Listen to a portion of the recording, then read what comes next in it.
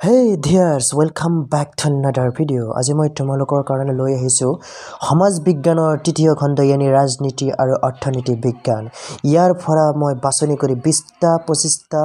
ধৰা 30টাৰ তলত মই এনেকুৱা ইম্পৰ্টেন্ট কোৱেশ্চন দিম তাৰ ভিতৰত 99% হোৱাৰ সম্ভাৱনা আছে কাৰণ মই এইটো ভিডিও বনোৱাৰ মেইন উদ্দেশ্যটো হ'ল যিকেজন ছাত্ৰই বা ছাত্ৰীয়ে মানে ধৰা লেটাৰ মাৰ্কৰ ওপৰত মই নাযাওঁ লেটাৰ মাৰ্কৰ তলত পোৱাৰ আশা আছে মানে ধৰা সেইকেজন মানে অলপ দাৱত আছে মনত যে মানে পৰিবনে নম্বৰত আছে পৰীক্ষা দিম সেইকেজন ওপৰত যিকেজন মানে লেটাৰ পোৱাৰ আশা আছে বা তাৰ ওপৰত পোৱাৰ আছে তেওঁলোকে সকলো পৰে মই জাষ্ট ইম্পৰ্টেন্ট কেইটা দিছে সেইসকল ছাত্ৰ ছাত্ৰীৰ কাৰণে যিসকলৰ দ্বাৰা অলপ মনত দাৱত আছে যে কেনেকৈ পাছ কৰিম এইটো কৰিম সো তেনেহ'লে বলা এইটো ভিডিঅ' যেন মই বহুত টেষ্ট পেপাৰ আজে নোটছ চাই পেলাই মই তাৰ পৰা মানে ডিস্ট্ৰিক্ট লেভেল চাই পেলাই কেইটামান ডিস্ট্ৰিক্ট আটাইতকৈ বেছি কোনটোত আহিছে আটাইতকৈ কোনটোত কম হৈছে এইবিলাক চাই পেলাই কোনটো আটাইতকৈ সৰ্বাধিক আছে সেইকেইটা মই বহুত ভেৰি ইম্পৰ্টেণ্ট দি কৈ যাম তোমালোকে সেইটো ভালদৰে চাই ল'বা কাৰণ সেইটো অহাৰ বেছি সম্ভাৱনা আছে বুজি পাইছা তো বলা ভিডিঅ'টো আৰম্ভ কৰোঁ সব সমাজ বিজ্ঞানৰ তৃতীয় খণ্ডৰ প্ৰথম পাৰ্টটো হৈছে ভাৰতীয় গণতন্ত্ৰ এই কিতাপটো ষ্টাৰ্ট কৰাৰ আগতে মই কৈলোঁ মই সমাজ বিজ্ঞানৰ ভাৰতীয় গণতন্ত্ৰ ব্লুপ্ৰিণ্ট চাইছিলোঁ মানে লাষ্টৰ 3টা চেপ্টাৰ যেন তাত মানে ডাঙৰ কুৱেশ্যন একদম নাই বুলি দিছে মানে তাত কেৱল এমচিকিউ চাই দিলে হ'ব তোমালোকে এটা কাম কৰিবা সৰু কেইটা চাই দিবা ইমান বহুত যিকেইটা কুৱেশ্যন আছে লং কুৱেশ্যন সেইকেইটা তোমালোকে নাচাবা কাৰণ মই ব্লুপ্ৰিণ্টত চাইছিলোঁ যে তাত মানে এমচিকিউ 5টা কি কয় লেছনৰ 5টা এমচিকিউ আছে আৰু বাকীকেইটা ডাঙৰ আছে মানে প্ৰথমকেইটা ডাঙৰ আছে কিন্তু লাষ্টৰ 3টা যেন আৰু আছে চাগে এইটো লেছন কেইটা আছে চাওঁ 1 2 3 মানে এই 3টাত 5 দেখিছা ন এই 3টা মানে এমচিকিউ হ'ব ডাঙৰ বেছি নাহে বুজি পাইছা তথাপি অলপ চাই ল'বা মই ব্লুপ্ৰিণ্টত চাইছিলোঁ কাৰণ 2023 ব্লুপ্ৰিণ্ট কাৰণ সেইমতে এইবাৰতো দিব ন 24ত কিন্তু এইবাৰ মানে ব্লুপ্ৰিণ্টটো ওলোৱা নাই সো তেনেহ'লে ভিডিঅ'টো আৰম্ভ কৰোঁ ব'লা মই ডাইৰেক্ট অনুশীলন যাওঁগৈ আৰু এটা কথা সো এমচিকিউ বা 1 মাৰ্কৰ কুৱেশ্যনটো বৰ্তমান লিখনি নিদিয়ে ন আৰু সেই 1 মাৰ্কৰ যিকেইটা এমচিকিউত সোমাই দিয়ে মই জাষ্ট লং কুৱেশ্যনৰ কথা আলোচনা কৰিম আৰু তাৰ পৰাই কেইটামান মানে কমন দিম এই সব গোটেইকেইটা 1 মাৰ্ক কাক বোলে কি বোলে আৰু নাম কি এই কেইটা মানে আজিকালি এমচিকিউত সোমাই দিয়ে বুজি পাইছা এই চোৱা যে ইংৰাজী ফেডাৰেশ্যন শব্দটো কোনটো লেটিন হয় শব্দৰ পৰা আহিছে জাষ্ট জকিং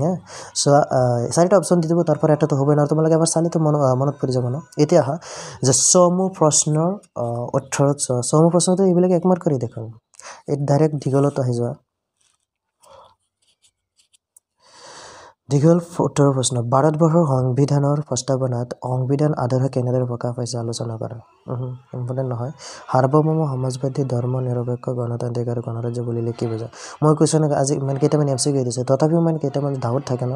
অলপ কেইটামান ডাঙৰ চাইছে মানে কাৰণ 2023 ব্লুপ্ৰিণ্ট আছিলে এইবাৰ নহয় যদি সেইটো মতে দিয়ে তেনেহ'লে এইকেইটা ডাঙৰ চোৱাৰ প্ৰয়োজন নাই যদি বাই চান্স এইটো দি দিয়ে ন তেনেহ'লে মই একদম কম দিছোঁ যদি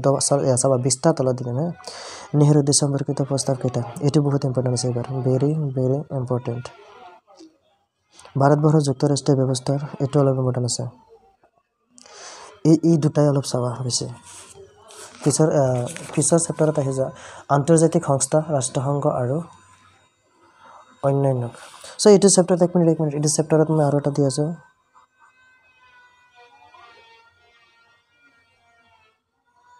এই দেখিছা ন সাৰ্বভৌম সমাজবাদী ধৰ্ম নিৰপেক্ষ গণতান্ত্ৰিক গণৰাজ্য বুলিলে 1 2 3 4 5টা তাৰ মানে 5টা যদি একেলগে আহে যেতিয়া 5 মাৰ্ক কিন্তু ইয়াৰ পৰা 5টা নাহিব পাৰে 2 মাৰ্কৰ আহিব পাৰে এইটো বহুত ইম্পৰ্টেণ্ট আছে ওপৰতো 70% মই দিছোঁ কাৰণ আছে কাৰণ এইটো চেপ্টাৰ দীঘল কুৱেশ্যন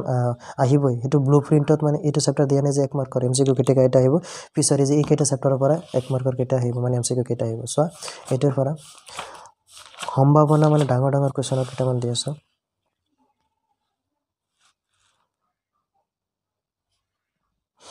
যিটো চোৱা অলপ ভেৰি ইম্পৰ্টেণ্ট আছে ভাৰতৰ ৰাষ্ট্ৰীয় মানৱ অধিকাৰ আয়োগ এইটো নাহিলে এইটো বা এইটো নাহিলে এইটো আহিব বুজি পাইছে বিশ্ব শান্তিৰ বাবে ৰাষ্ট্ৰসংঘ পদক্ষেপসমূহ এইটো অলপ ইম্পৰ্টেণ্ট আছে আৰু এইকেইটা 1 মাৰ্কৰ এইকেইটাতো তাতে সোমাই দিব চোৱা ইয়াৰ পৰা মই আজি তেনেহ'লে দি দিওঁ কাৰণ এইকেইটাত এমচিকিউৰ বেছি অহাৰ সম্ভাৱনা যদি আছে তেনেহ'লে 1 মাৰ্কৰ এটা বেছি চাব লাগিব ন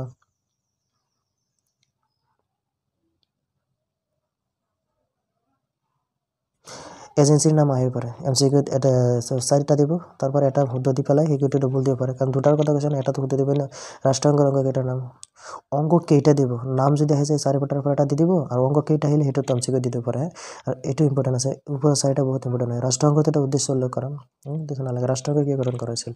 কিবা এটা পইণ্ট দি পেলাই 4টা অপচন দি দিব তাৰপৰা এটা আহি যাব বুজি পাইছা তাৰপিছত চেপ্টাৰ হা মুদ্ৰা আৰু বেংক ব্যৱস্থা